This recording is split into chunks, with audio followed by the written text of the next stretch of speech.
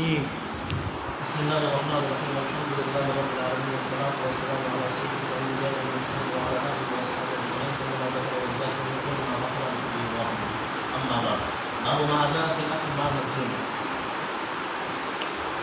بسم اللہ الرحمن الرحیم باب ما جاء فی الاکل مع المجزوم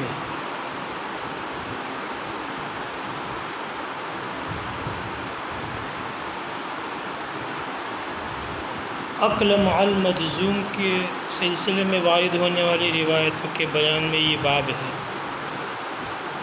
مجزوم جذام سے ہیں۔ جذام ایک بیماری ہوتی ہے، بدن میں خون کے فساد کی وجہ سے ایک بیماری پیدا ہوتی ہے۔ کبھی اس کا اثر اگر یہ ظاہر ہو کہ بدن پر سفید دھبے ظاہر ہو اور بدن جو ہے وہ سفید ہونے لگے تو اس کو برص کہتے ہیں، اور کبھی اس کا اثر یہ ظاہر ہوتا ہے کہ بدن کے اعضاء انگلیاں وغیرہ جو ہے وہ اس کا گوشت سڑ کر گرنے لگتا ہے، تھوڑا تھوڑا سڑتا رہتا ہے اور گرتا رہتا ہے، تو اس کو جذام کہتے ہیں۔ ایسے بیمار کو مجزوم کہا جاتا ہے، جذامی، کوری۔ تو ایسا شخص جس کو جذام کی بیماری ہو تو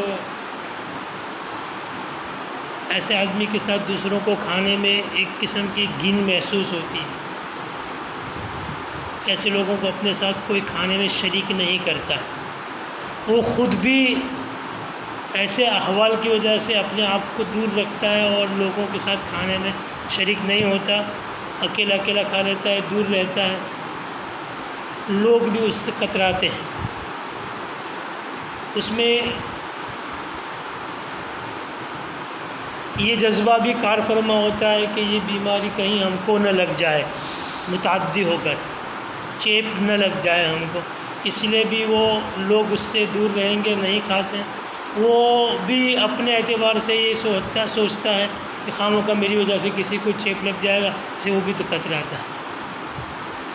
تو عقل مع المجزوم، تو جذامی کے ساتھ شریک ہو کر کھانا یا جذامی کو اپنے کھانے میں شریک کرنا یا اس کے ساتھ کھانے میں شریک ہو جانا، امام ترمذی نے روایت باب کے تحت ذکر کی ہے جس سے اس کا جواز معلوم ہوتا ہے، اور اس میں واقعہ روایت میں بیان کیا گیا ہے کہ اللہ کے رسول صلی اللہ علیہ وسلم نے ایک مجزوم شخص تھا، تو وہ ایسا اتفاق ہوگا کہ دعوت میں سب کھا رہے ہوں گے، سب مشترک کر رہے، تو وہ اکیلا بیٹھا ہوگا، نہیں شریک ہوا ہوگا، تنہا رہ گیا ہوگا۔ تو آپ علیہ السلام نے اس کی دل جوئی کرتے ہوئے اس کو اپنے پاس کھانے میں شریک کیا، اس کا ہاتھ پکڑا اور اپنے پیالے میں داخل کیا اور کہا کہ کل بسم اللہ، اللہ کا نام لے کر کھاؤ، ثقۃ باللہ و توکلا علیہ، اللہ پر بھروسہ کرتے ہوئے، اللہ پر توکل رکھتے ہوئے کھاؤ بسم اللہ پڑھ کے میرے ساتھ، اور اس کا ہاتھ پکڑ کے کھانے میں شریک کیا۔ اسے معلوم ہوا کہ مجزوم کے ساتھ آدمی کھا سکتا ہے، مجزوم کو اپنے کھانے میں شریک کر سکتا ہے، اس میں کوئی رکاوٹ یا ممانعات نہیں ہے شرعاً۔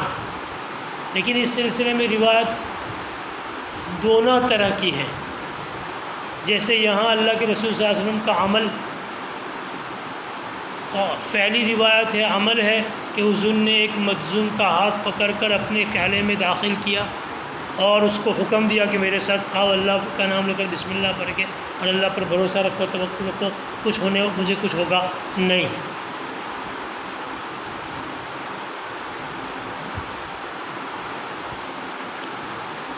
اس کے مقابلے میں ایک روایت ہے جس میں یہ واقعہ ہے کہ بنو ثقیف کا وفد آیا، تو اس میں ایک جذامی شخص بھی تھا، حضور کو پتہ ہوا، خبر ہوئی کہ وفد آ رہا ہے، اور اس میں تو مدینے سے اگلے والی منزل پر جب وہ مقیم تھا، باہر ابھی آنے والا تھا، تو حضور نے ایک آدمی کو قاصد کو بھیجا اور اس کو وہیں سے واپس کر دیا، تو ان کو کہو کہ تم اپنے گھر چلے جاؤ، ہم نے آپ کو بیعت کر لیا اسلام میں، لیکن یہاں آنے کی ضرورت نہیں تمہیں۔ تو یہاں حضور کا عمل بتایا ہے کہ حضور اجتناب کر رہے ہیں مجزوم سے۔ قولاً بھی متفق علیہ روایت ہے بخاری شریف مسلم شریف میں اور مشہور ہے، فری من المجذوم کما تفر من الاسد، مجذوم سے ایسے بھاگو جیسے تم شیر سے بھاگتے ہو۔ تو اس میں قولاً بھی حضور اجتناب کا حکم دے رہے ہیں کہ مجذوم سے دور رہو، جذامی سے دور رہو، بھاگو، کہیں تم کو اس کی وجہ سے جو ہے وہ اس کا مرض متعدی ہو کر لگ نہ جائے۔ اور متفق علیہ روایت ہی ہے اور بھی بہت مشہور ہے، لا عدوا ولا طیرۃ ولا سفر ولا ہامہ، لا عدوا ولا سفر ولا طیرۃ ہامہ۔ اور کرونا جب شروع ہوا تو اس کو لوگ بہت پڑھتے تھے اور کہتے تھے کہ بھئی کوئی چیپی نہیں ہے، حدیث میں منع کیا گیا ہے، اس لیے ڈسٹنس رکھنے کی کوئی ضرورت نہیں ہے، اس لیے کہ اسلام کی تعلیم ہی ہے لا عدوا، کہ کسی مرض میں تعدیہ نہیں ہے، کوئی بیماری اپنے آپ سے متعدی نہیں ہوتی ہے، اللہ تعالیٰ کے تابع ہیں، بیماریاں بھی اللہ چاہتا ہے اسی کو پہنچتی ہے، جس کو نہیں چاہتا اس کو نہیں پہنچتی۔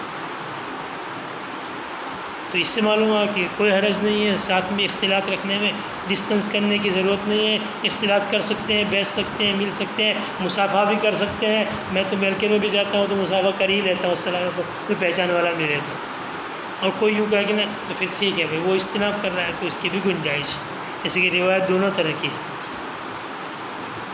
کہ فرار کا حکم بھی دیا اجتناب کا، تو کوئی اجتناب چاہتا ہے تو ٹھیک ہے ہم بھی اجتناب کریں، زبردستی نہیں کہ نہیں ملاقات لو احتیاط کرو، اور کوئی کہتا ہے السلام علیکم تو پھر اجتناب، کوئی یوں کہے اور کہا کہ نہیں نہیں ایسا بھی نہیں، تو کہہ رہا ہے کہ چلو ٹھیک ہے، اور نہ کہ رکھ نہیں پھر۔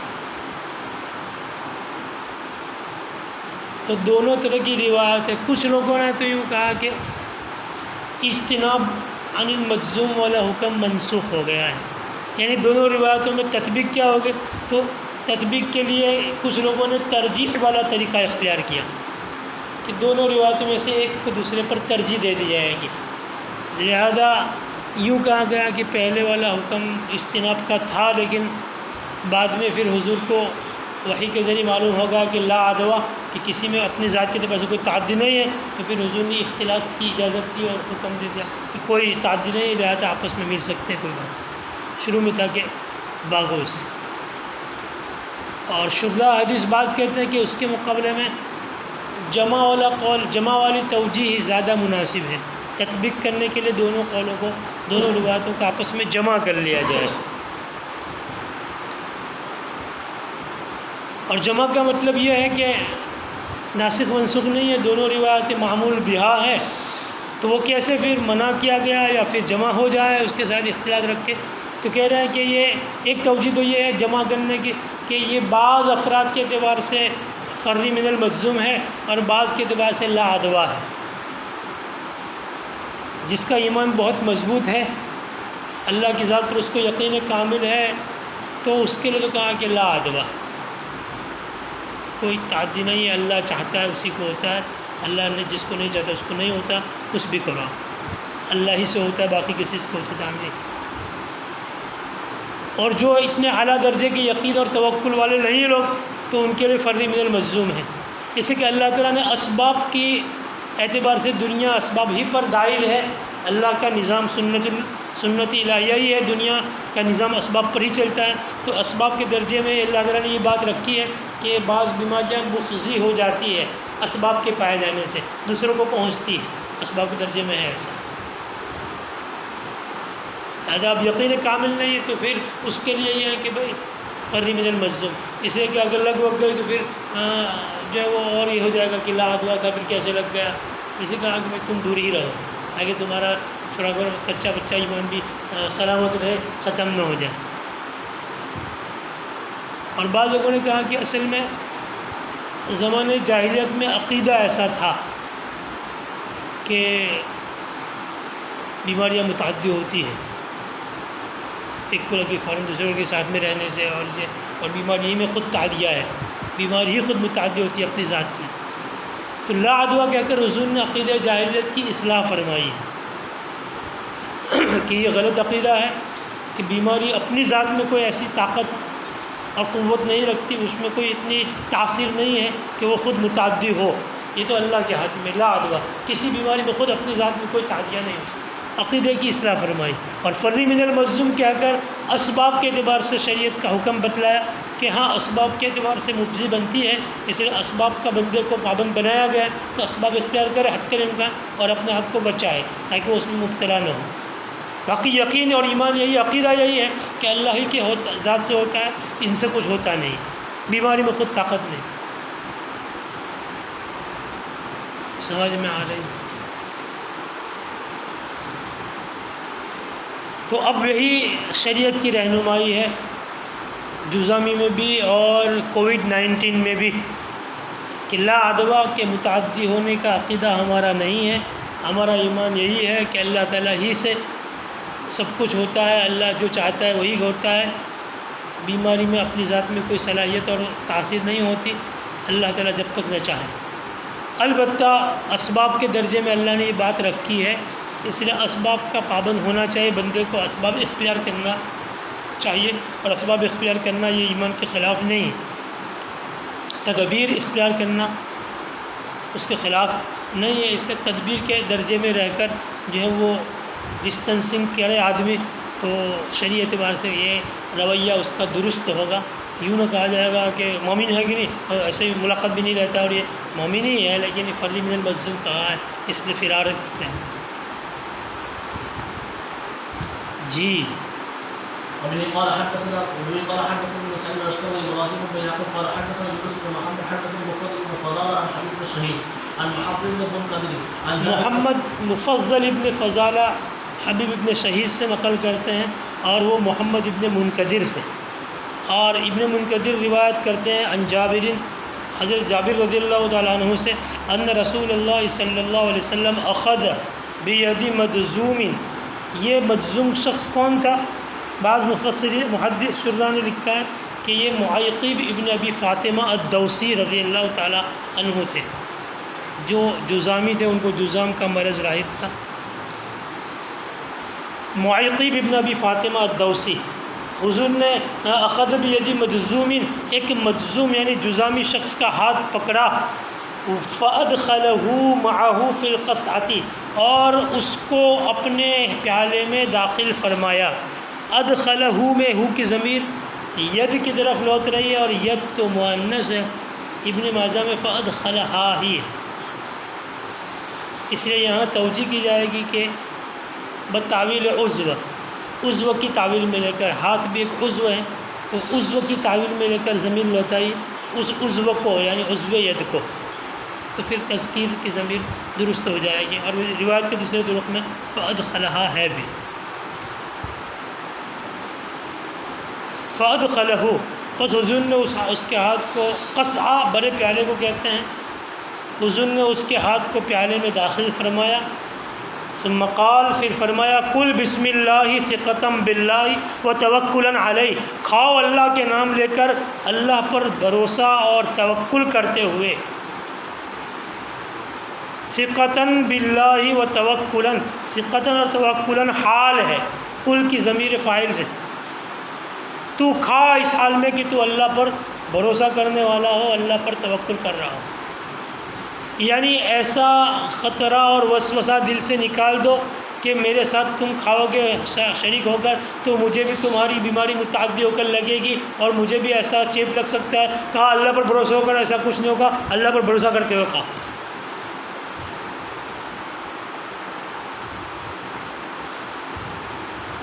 اس پر یہ سوال ہے کہ بیمار کو بھروسہ کرنے کی اور ثقہ اور توکل کی ضرورت تھوڑی ہے، وہ تو ساتھ میں کھانے والا جو اچھا تندرست آدمی ہے اس کو ایسا اللہ پر توکل ہے، کامل کی ہدایت اور ترغیب اور تعلیم کی ضرورت ہے، اس کو توکل پیدا کرنا ہے کہ مجھے لگ تو نہیں آئے گا اللہ پر بھروسہ نہ، لیکن اللہ کی ذات کے بغیر کچھ نہیں ہوتا ہے، یہ تو حضور اس کو کہہ رہے ہیں، وہ تو فی نفسی بیماری ہی ہے، اس کو تو اب آگے کیا توکل کی ضرورت ہے، یعنی کس پر توکل کرے، وہ کس بارے میں؟ اندیشہ تو تندرست آدمی کو ہے، تو پھر حضور اس کو کیوں کہہ رہے کہ ثقۃ باللہ توکلا علیہ؟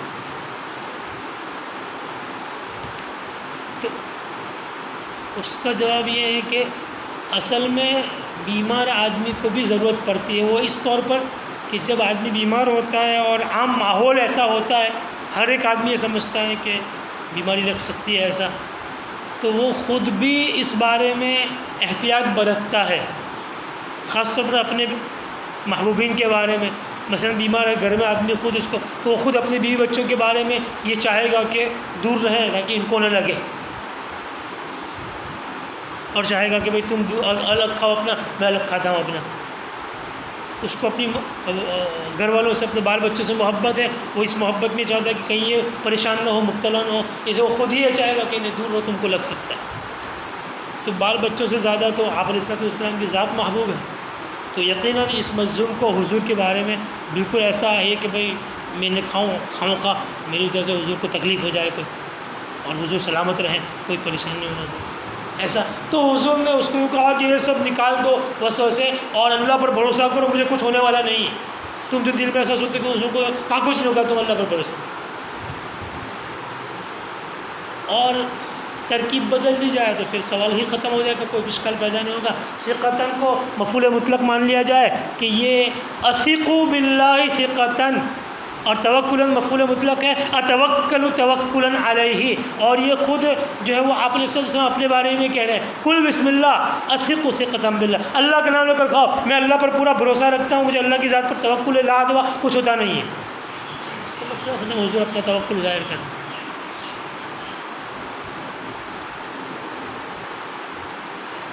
قل بسم اللہ ثقة باللہ وتوکلا علیہ، هذا حدیث غریب لا نعرف الا من حدیث یونس بن محمد۔ یہاں کہہ رہے ہیں کہ حدیث غریب ہے، محمد یونس ابن محمد سے ہی ثابت ہے، وہ مفضل ابن فضالہ سے۔ مفضل ابن فضالہ کمزور راوی ہے، اس لیے روایت پر غریب کا حکم لگایا سند کے اعتبار سے، اور محمد بن فضالہ، مفضل بن فضالہ نام کے دو راوی ہیں، اس لیے اس کا تعارف کرانا چاہتے ہیں۔ والمفضل ابن فضالہ هذا شیخ بصری، یہ بصری ہے، بصرہ کے رہنے والے ہیں، اور ایک دوسرے مفضل ابن فضالہ شیخ آخر، ایک دوسرے محدث بھی ہیں، دوسرے شیخ بھی ہیں مصری، اور وہ مصر سے متوطن ہے، وطن رکھتے ہیں، اور وہ اس کے مقابلے میں محدثین کے یہاں زیادہ ثقہ ہے، مطلب کہ یہ بھی تھوڑے بہت تو ثقہ ہیں، اتنے کمزور بھی نہیں۔ اوثق من هذا واشهر، وہ اس مفضل کے مقابلے میں زیادہ ثقہ، زیادہ قابل اعتماد اور مشہور بھی۔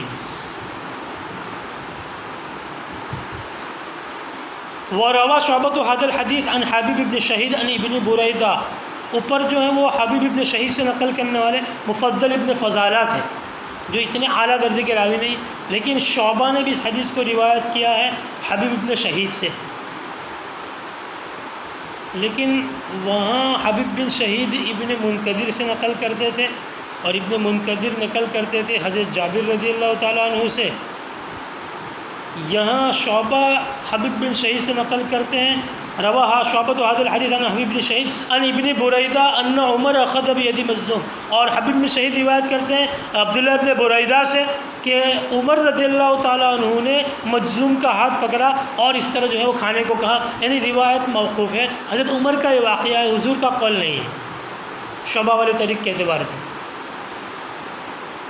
کہ حضور نے نہیں، حضرت عمر کا یہ واقعہ کہ انہوں نے جزامی کا ہاتھ پکڑ کر داخل کیا اور کہا کل بسم اللہ ثقة باللہ۔ ابن بریدہ نقل کرتے ہیں، ابن بریدہ سے وہ کہتے ہیں کہ عمر نے اخذ بید مجذوم وحدیث شعبۃ اشبہ عندی واصح، امام ترمذی کہتے ہیں کہ شعبہ والا طریق یہی زیادہ اشبہ اور اصح ہے، حالانکہ یہ مقطوع ہے، اس میں انقطاع ہو گیا، حضرت عمر تک یہ حضور نے نہیں فرمایا، اور اوپر مرفوع ہے، اسی امام ترمذی کو اس کو عصا کہنے کے مقابلے میں مرفوع کو عصا کہنا زیادہ مناسب تھا، انہوں نے مقطوع ہونے کے باوجود اسی کو عصا کہا، اور مفضل اتنے کمزور بھی نہیں ہیں۔ ابن بریدہ سے مراد عبداللہ ابن بریدہ ہے، یہ دو بھائی ہیں، سلیمان ابن بریدہ اور عبداللہ ابن بریدہ۔ شیخ صاحب کا سبق ہے آج تو ہوگا یا امکان ہے؟ میرے استاذ مکتب کے ایسے بات کر لینے چاہیے۔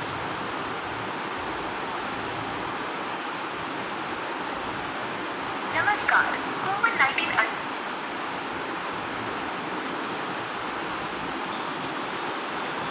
بیمار چل رہے ہیں.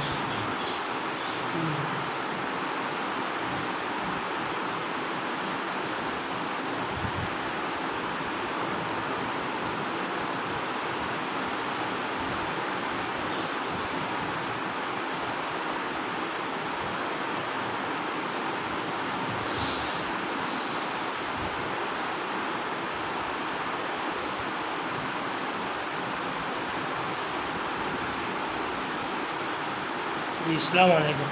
وعلیکم السلام ورحمۃ اللہ. جی حضرت خیریت چو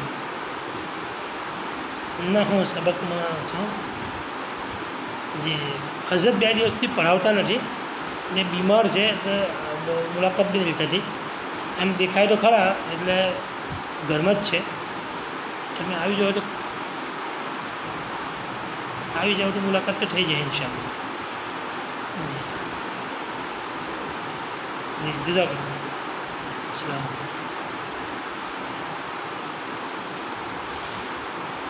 جی تو عبداللہ ابن بریدہ اور سلیمان ابن بریدہ دو بھائی ہیں. دونوں محدثین ہیں اور نقل کرتے ہیں، روایت روات ہیں. تو یہاں نام نہیں لکھا گیا اس سلسلے میں. بعض حضرات تو کہتے ہیں کہ جب نام مذکور میں ہو تو عبداللہ ابن بریدہ مراد ہوتے ہیں. اگر سلیمان ہو تو اس کا تو نام صراحت سے لیا جاتا ہے سند میں، اور سلیمان ابن بریدہ ہی کہا جاتا ہے.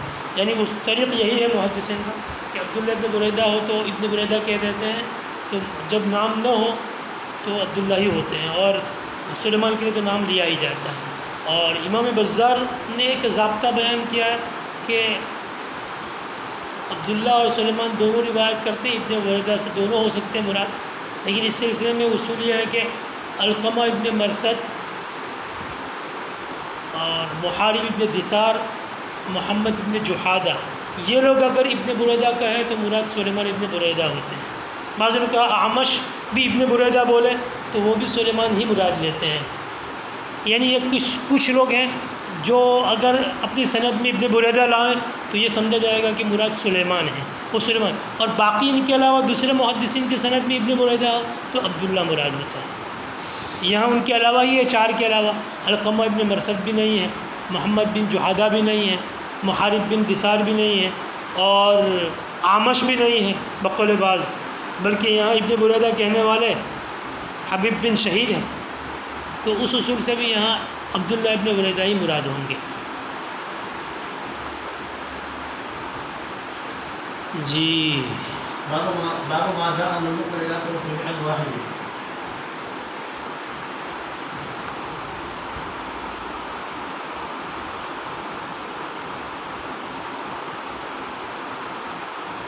درس بخاری ہوگا آج، اس میں میسیج بھی آیا ہے.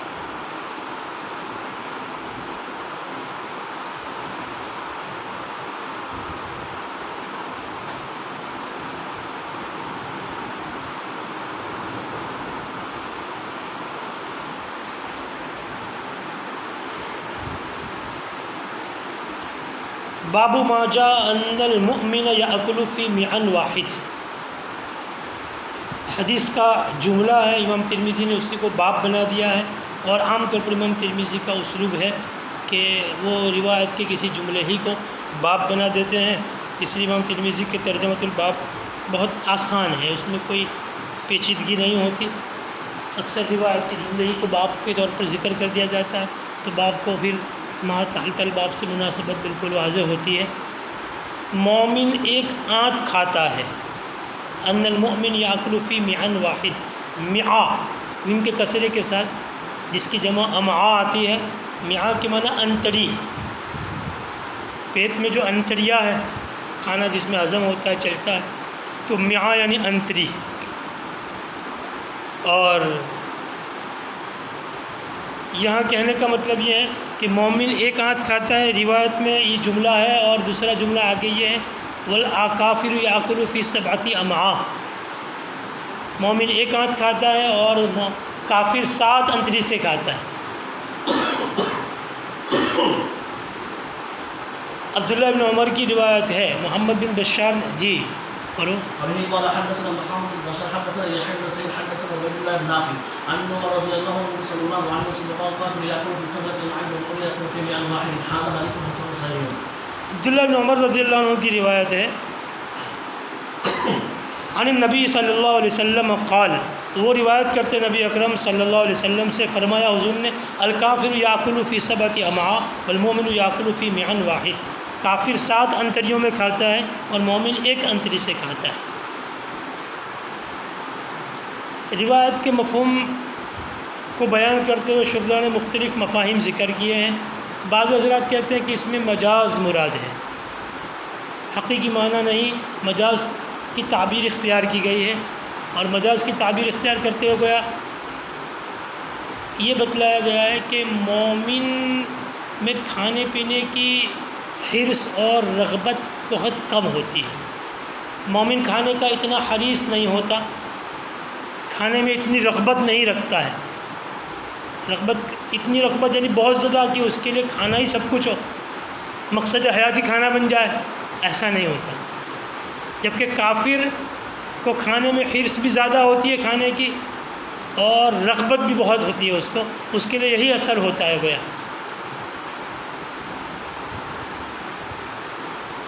تو اس کو اس طرح تعبیر کیا گیا مجاز ہے، قلت حرص اور قلت رغبت، اور کافر کی کثرت حرص اور کثرت رغبت کو یہ تعبیر کیا کہ مومن تو 1 انتڑی کھاتا ہے، کافر 7 انتڑیوں سے کھاتا ہے. فارسی کی پہلی ہم نے پڑھی تھی، اس میں ایک جملہ آتا تھا کہ جو وہ خوردن برائے زیستن نہ زیستن برائے خوردن. کھانا زندگی کے لیے ہوتا ہے، نہ کہ زندگی کھانے کے لیے. بس یہی ہے کہ مومن کی شان خوردن برائے زیستن کی ہے اور کافر کی شان زیستن برائے خوردن کی ہے. کافر جیتے ہی ہے کھانے کے لیے اور مومن کھاتا ہے جینے کے لیے. یعنی مومن جو ہے وہ بقدر ضرورت کھا لیتا ہے جس سے قوت الطاعت حاصل ہو جائے، طاعت کی قدرت حاصل ہو، اللہ کی فرما برداری عبادت کر سکے، اپنی حاجت پوری ہو جائے، بس بھوک پوری ہو جائے، وہ اس کے پیچھے انہماک نہیں رہتا اور کثرت بھی نہیں ہوتی. اور کافر کو اسی کی حرص ہوتی ہے، اس کا مقصد حیاتی یہ ہے کہ بہت کھاؤ، اچھا کھاؤ، یہ بھی کھاؤ وہ بھی کھاؤ، اور تو وہ گویا اسی میں پڑا رہتا ہے، اسی کی فکر میں تدبدو میں ہوتا ہے. سمجھ رہے ہیں؟ بعض لوگوں نے کہا کہ یہ حلال و حرام کو فرق کو تعبیر کیا ہے اس طرح، مومن حلال ہی کھاتا ہے اور کافر کو سب کچھ چلتا ہے، کافر کے لیے کوئی تمیز نہیں، وہ حلال بھی کھاتا ہے حرام بھی کھاتا ہے. اور ظاہر ہے کہ حلال حرام کی بنسبت بہت کم ہے، حرام زیادہ ہے، تو مومن فقط حلال کھاتا ہے اور وہ حلال حرام سب کھاتا ہے. تو اس کو اس طرح تعبیر کیا کہ تو 1 انتڑی کھاتا ہے یعنی حلال ہی اس کو میسر ہے، باقی سب، اور یہ 7 انتڑی سے کھاتا ہے یعنی اس کے لیے سب کچھ حلال حرام کسی کی تمیز نہیں ہوتی. سمجھ رہے ہیں؟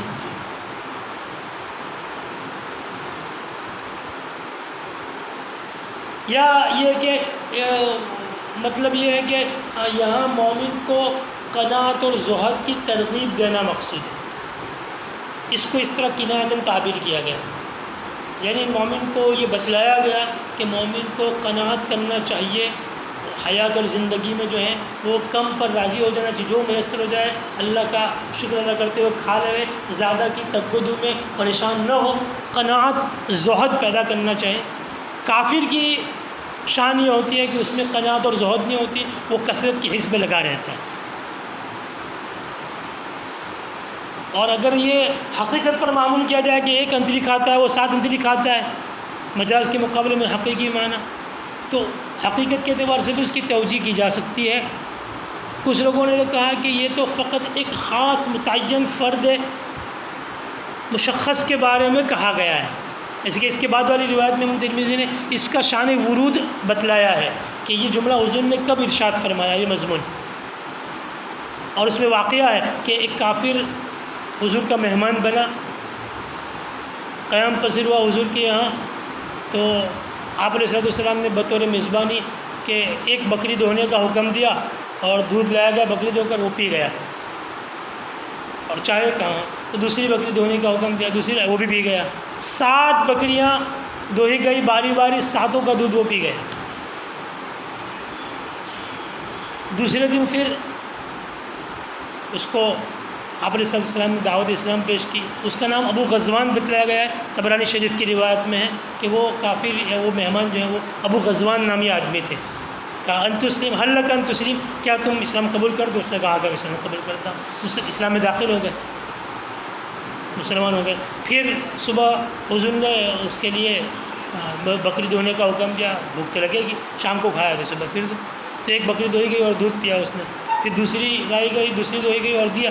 وہ تھوڑا ہی پی سکے، پورا نہ کر سکے، سیر ہو گئے. کہا بس اتنا ہی پیو تو؟ کہا رسول اللہ قسم اس ذات کی جس نے آپ کو حق لے کر بھیجا، میں روئی تمہیں سیر ہو گیا، اب مجھے گنجائش نہیں ہے. تو حضور نے اس وقت فرمایا کہ کافر 7 انتری کھاتا ہے، مومن 1 انتری کھاتا ہے. وہ کافر سے گزشتہ کر تو 7 بکری کا دودھ بھی ہضم کر گئے تھے، اور اب اسلام میں آ گئے، مومن ہو گئے. کہا ایک ہی میں سیر ہو گئے. کیا مومن 1 انتری کھاتا ہے، کافر 7 انتری کھاتا ہے. تو ایک فرد متعین کے بعد اس کے بارے میں کہا. لیکن یہ اتنا راجع مفہوم نہیں اعلیٰ، اس لیے کہ حضور نے جب ارشاد فرمایا تو ایک فرد نہیں، پوری امت کے لیے تعلیم ہے، اس لیے یہ عمومی طور پر ارشاد ہے.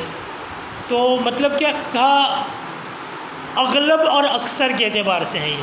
اس کے اب کلی اعتبار سے یہ ضابطہ لگانا کہ مومن کوئی بھی 1 انتری کھاتا ہے، کافر کوئی بھی 7 انتری، تو بسا اوقات اس میں ایسا ہوتا ہے کہ ہمارے ساتھ بھی بورڈنگ میں بہت سارے مومن کے افراد ایسے گزرے کہ جو بہت کھاتے تھے، اور بہت سے کافر کے افراد بھی ایسے نظر آتے ہیں جو تھوڑا ہی کھاتے ہیں، اور مومن کو دیکھا کہ وہ خوب کھا رہے ہیں. ذاکر ہمارے ساتھ تھا، تو عصر کے بعد کھانا مدرسے میں ہو جاتا ہے مطبخ میں، تو اس میں مسل کے کھاتے ہیں روٹی چور کر کے، شریف بنا کر کے. تو 4-5 روٹی تو آسانی سے شوربہ پلا دیا اس کو، اور گوشت تھوڑا بہت مل گیا تو 4-5 روٹی آرام سے ہو جاتی ہے. تو مطبخ میں سب سے آخر میں وہی نکلتا. تو مطبخ میں سے ہم لوگ بھی کھاتے تھے، 3-4 روٹی آسانی سے کھا جاتے تھے. وہاں کی روٹی تھوڑی چھوٹی بھی آتی تھی، ہماری طرح نان نہیں ہوتے. تو اب کھا کے نکلے ہم لوگ، اور گیٹ پر تھوڑی دیر کھڑے رہے، ایسے بات 4-5 منٹ بعد کی تفریح کے لیے جاتے ہیں، کبھی کبھی کھیلنے کے لیے، کبھی نہیں گئے کسی کام سے ایسا. تو میں کھا کر گیٹ پر کھڑا تھا، ذاکر نکلا، کھا کر گیا کمرے کی طرف، اور میں بھی کام کے لیے گیا کمرے کی طرف. تو ابھی جب گزر رہے تھے تو وہ جاتے ہوئے 11 نمبر کے روم میں کہ ذاکر نے ایسا دیکھا جھانک کر کے، دوست کا کمرہ ہوگا، تو وہاں کسی کا ٹفن آیا ہوا تھا گھر سے، بریانی تھی اور ٹفن بھرا تھا 4 ڈبے کا بھرے ہوئے. تو اب دیکھتے کوئی دیکھے گا، جھانکے گا، تعارف بھی ہے، ابھی آ جاؤ چلو کھا. تو کہا ذاکر آ جاؤ. کہا کیا؟ کہا بریانی. تو ذاکر جا کے پھر بیٹھ گیا پلاٹھی مار کے اور بریانی کھا لی.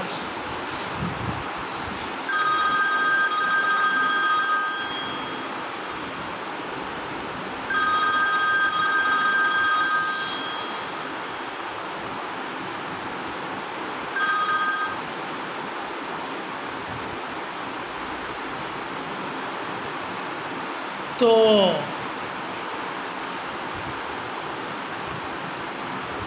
مغرب کے بعد پھر تفریح کے لیے جاتے ہیں. کبھی اسٹیشن پر بیٹھتے ہیں تو ریٹی پر بیٹھتے ہیں، تو چنے لے لیے وہاں سے، تو کھا رہے ہیں اور کھیل رہے ہیں. تو وہاں جا کے چنے کھا رہے ہیں. تو میں گیا تو ذاکر چنے کھا رہا تھا وہاں. میں کہا تم ابھی روٹی چھوڑ کر کھا گئے، پھر دلیان کا ایک ڈبہ ہضم کر کے، تو چنے کہاں جا رہے ہیں ایسا. مغرب بعد پڑھنے گئے، اور عشاء کی چھٹی ہوتے ہی بورڈنگ یا عشاء کی نماز کے بعد تو تجوید سے فارغ ہو کر گئے تو کمرے میں ایسے گھوم رہا تھا ذاکر بورڈنگ میں. میں گیا تو ایک آدمی کو پوچھا کہ روٹی ہے بچی ہوئی تمہاری؟ میں نے کہا اب کائے کی روٹی؟ تو بہت سارے مومن کے افراد ایسے ملاقات ہوئی ہے کہ جو 7 انتری 14 انتریوں سے کھا رہے ہیں. ذاکر کے لطائف مشہور تھے ہمارے. ایک مرتبہ ایسا ہوا کہ وہ ریشش کا جو ہے وہ وقفے کا دور شروع ہوا. پہلے نہیں ہوتی تھی، پھر کہا 3 گھنٹے کے بعد ریشش ہوا کرے گی، وقفہ ہوا کرے گا. پہلے رواج نہیں تھا، 5 گھنٹے مسلسل ہوتے. تو اب وہ وقفے میں کمرے میں آ گئے. اب کچھ چبانے کے لیے چاہے نہیں ہوتا تھا، بہتر رہتے طرح کا کچھ بھی نہیں. اب آئے فرصت بھائی کچھ کھانا ہے، بھوسا ہے، یہ کھانا ہے، وہ کھانا ہے، جن کے پاس جو ہوتا ہے وہ چبا لیتے ہیں. تو اب سب لوگوں کا کھاتے ہیں، تو اس کو بھی ایسا لگا کہ ہم کو بھی لا کے کچھ رکھنا چاہیے، سب کا کھاتے رہتے ہیں. تو اس نے سوچا کہ کچھ بازار چلا. تو دوپہر میں کھچڑی کھانے کے بعد، کھانا کھانے کے بعد بازار چلا گیا، آ کے چل گیا. تو کھارک لے لی اس نے کھجور، 500 گرام ایسا جو پیسہ ہو کے لے لیا، پڑے کا پورے کا باندھ دیا اور لے کر آیا۔ تب اس کو ایسا لگا کہ تھوڑا ایک کٹ تو منہ تو میٹھا کرنا چاہے، ایسا اس میں سوراخ کر کے تھیلی میں سے ایک نکال کے ایسا کھایا، اچھا لگا میٹھے کی، دوسری نکال کے کھائے۔ تو کافی دور ہے مدرسہ، بازار تھوڑی دور ہے، تو چلتے چلتے کمرے تک پہنچا کہ بھائی باقی بچی ہوئی کھوائیں گے وقفے میں، تو اب وہاں پہنچتے پہنچتے پھر رکھنا چاہا تو اس میں ایک بھی کھارک نہیں تھی، وہ راستے میں چبا گیا پوری۔ اور پھر مجھے ہنستے ہوئے کہنے لگا کہ عجیب ہو گیا۔ میں نے کہا کیا ہوگا؟ کہا میں اس لیے گیا تھا کہ وہ وقفے میں رکھیں گے آئیں گے، تو میں نے کہا ایک آدھ کھاؤں دوسری کھاؤں، تو اس میں سے لیتا رہا پورے بند میں سے، تو کہا کہ یہاں رکھنے کے لیے ہر پر اس میں تو کچھ ہے ہی نہیں۔ پھر وہ کینیڈا پہنچ گیا، فارسی دوم اول پڑھ کے پھر چلا گیا، ابھی شادی ہو گئی، تو کینیڈا سے ایک مرتبہ فون آیا اور آتا ہی رہتا ہے۔ تو پہلی شروع میں گیا تو اس وقت میں نے کہا کیسا ہے کھانا پینا؟ یہاں تو سیب جو مل رہا ہے تو میں تو گھر میں آتا ہی 4-5 سیب ایک ساتھ لگائی دیتا۔ کہا بڑے بڑے خوب سیب ہیں، میٹھے اور بہترین لذیذ، کہا گھر میں آتے ہی پہلے سیب 4-5 کھا جاتا، کھانا وانا بعد میں ہو رہا ہے۔ تو کھانے کا ذوق ہوتا ہے جن لوگوں کا، اور پھر مل جائے تو پھر ذائقہ خوب۔ تو پھر ایسا ہے کہ مومن ساتھ انتری نہیں کھاتا، کافر کھاتا ہے، اور بہت سے کافر بیچارے کھاتے ہی نہیں، بہت کم میں سے روزہ۔ اس لیے یوں کہا گیا کہ یہ اکثر اور اغلب ہے، مومن کے اکثر افراد ایک انتری کھاتے ہیں، کافر کے اکثر افراد 4 انتری کھاتے ہیں۔ لہٰذا الٹا ہو جائے گا کہیں تو وہ اکثر کے خلاف نہیں ہے، عقل میں ہوتا ہے، کچھ ایسے بھی ہوتے ہیں۔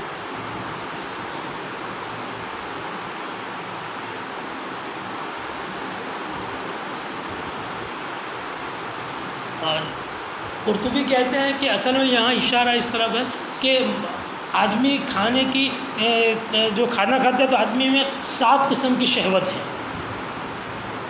شہوت الطبع، طبیعت کی ایک چاہت ہوتی ہے، شہوت النفس، نفس کی بھی ایک شہوت ہوتی ہے، اشتہا ہوتی ہے، اور شہوت العین، آنکھ کی بھی ایک شہوت اور اشتہا ہوتی ہے۔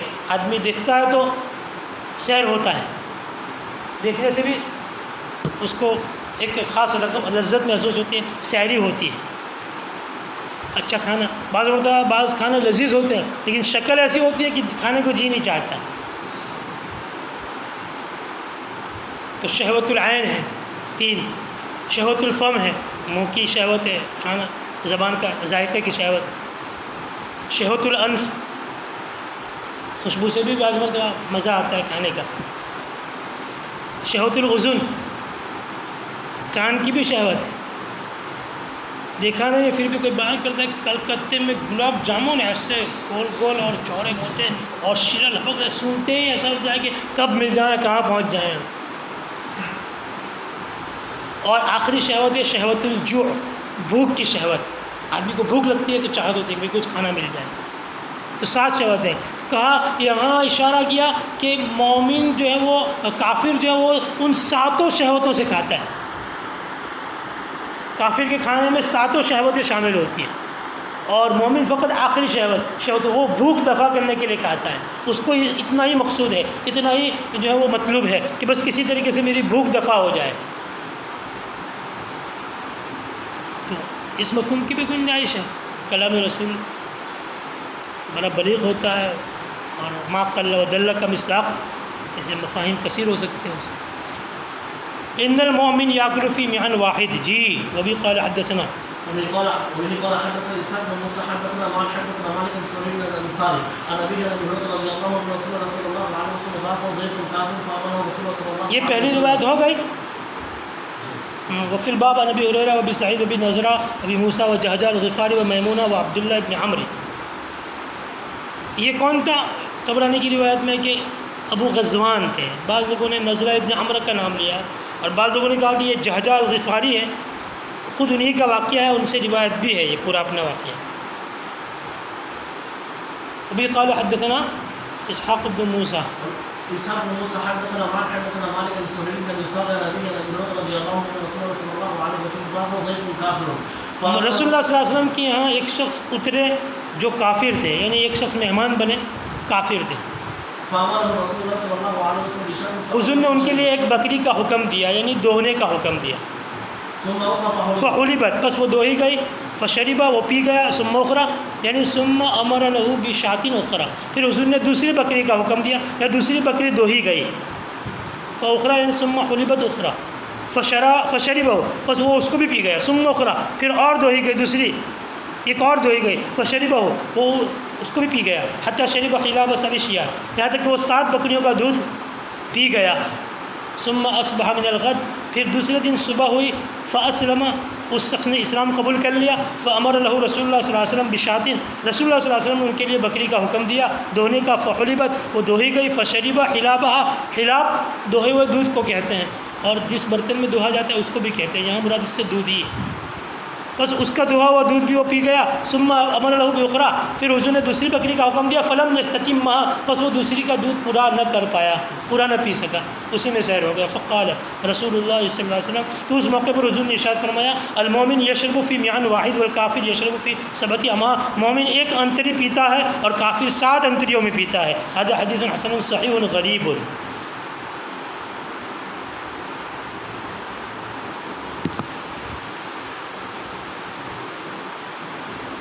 ایک بات اور کر لو یا پھر ہو جائے، آج تو سبق ہونے ہی والا ہے۔